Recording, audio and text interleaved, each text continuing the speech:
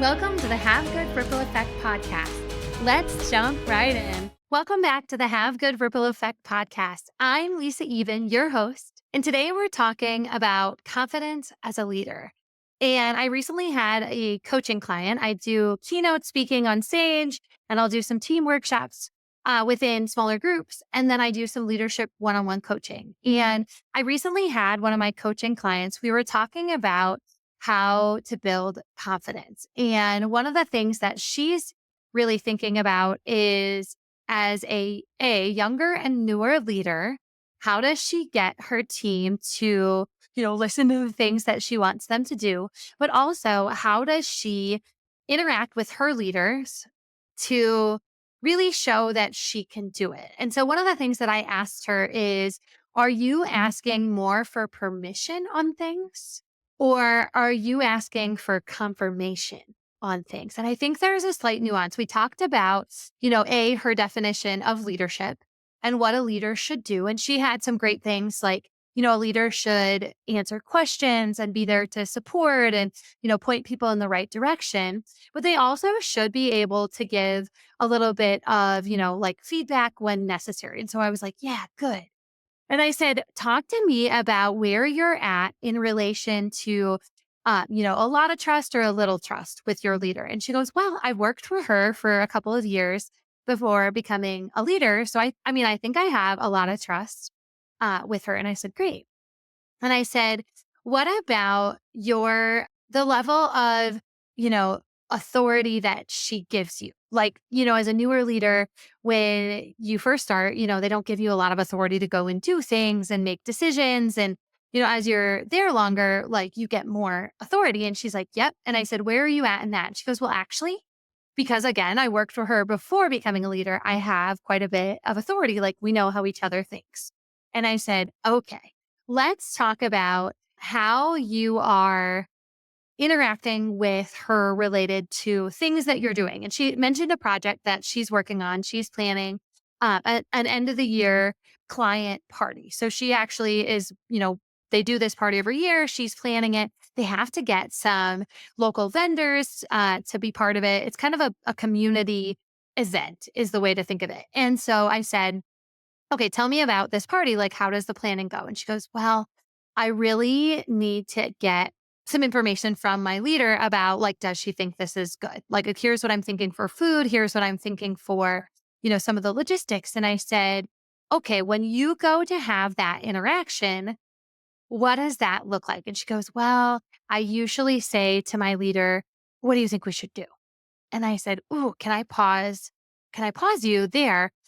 I would love as a leader, right? If we're going to put you in that leader position and we want to build some confidence and we want your leader to know that you can do it, I said, what if we actually put you in a position where you are giving a recommendation to her and then you're getting confirmation that A, you're on the right track and A, she's good with it. You can move forward. And she goes, oh, that's a little bit different than what I normally do. And I say, yeah, because I'm guessing you are going into those meetings thinking, I want to get her input. I want to make sure I'm on the right track. And you're actually leading with her input first. And I said, but we want to create a little space for you to be able to give some recommendations and thoughts to showcase the fact that you actually know what you're doing. You have kind of an idea of what you would do if you didn't have to go to your leader at all. Like, this is how I would do it. And so let's showcase some of that information first. Like, let's put that in the beginning of the conversation. And maybe you could go to them and say, I've got some ideas and, recommendations for the end of year client party. Wanted to run those by you and then give this is what I'm thinking for food. This is what I'm thinking for that. And then at the end, ask for confirmation and what are you missing? Like, what do you think? Is there anything that I'm missing? Just want to make sure we're on the right track. And she looked at me and she goes, oh. And I said, can you do that? And she goes, yeah. She goes, that's just a little bit like different wording. And I said, absolutely, it is. And so we practiced in our coaching call how she would say it because I don't want her to use my words. I want her to use her words. And we actually talked about how firm of a tone to use. So, hey, leader, what do you think? It's going to be very different than, hey, got a few recommendations, wanted to run those past you and just see if I'm missing anything. Almost that firm, hey, wanting to do this versus that, well, what do we want to do? And so she's got her marching orders to go and practice this. And it was interesting because she said to me, Lisa, it sounds so easy coming out of your mouth. Why is it so hard for me? And I said to her, because it's a new way of doing.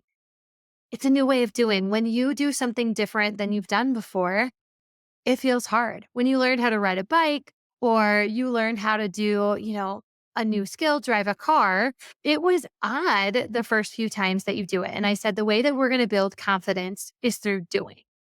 And so we'll see the next time we meet up, she's going to report back on how she's doing. But my challenge to you or my question to you is where are you asking for permission and where are you giving recommendations for confirmation? Are there spaces and places that you can move into that role? It's almost like taking off the what do you think? And putting on the hey, wanted to run this past you hat. I wanted to get some confirmation. I wanted to run something by you hat. Now, hopefully this is helpful if you think about the teams or even, sometimes if you're like, no one listens to me, sometimes it's because you're asking them to give all their input first. And then by the time they're done, they don't listen. So how can you switch that and change that just a bit in your conversations as a leader? Additionally, this works really great with team members if you're saying to yourself, well, they don't ever give input.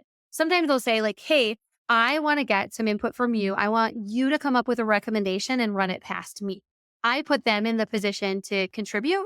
Now, not every time, and you have to balance that of who's ready to be able to do that. But yeah, are you moving yourself out of the asking for permission seat into the confirmation seat? Now, let me know what you think of this. I'm on social media. You can message me there or otherwise share this episode with someone who needs to hear it. Maybe they're struggling with confidence or maybe they're not getting the promotion that they deserve. Maybe they want to move into being seen as a little bit more of an expert. These are really quick and easy ways to do so. Thanks for joining today. We'll see you next time. Thanks for listening. Visit lisaeven.com to learn about events and grab a copy of my book, Joy is My Job.